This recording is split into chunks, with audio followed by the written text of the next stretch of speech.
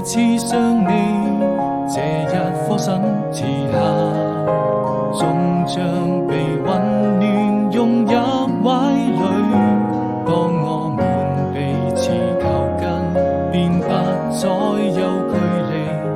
回到了熙攘的人潮中，那個人早已遠去，總會想起，也是我此生最難忘的記憶，沉浸在這紛擾的世界裡。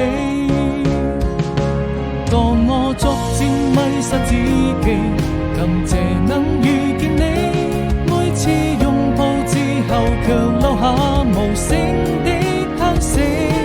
我千萬遍告訴自己，從不想放棄，願停留在這座紛擾的城市裡。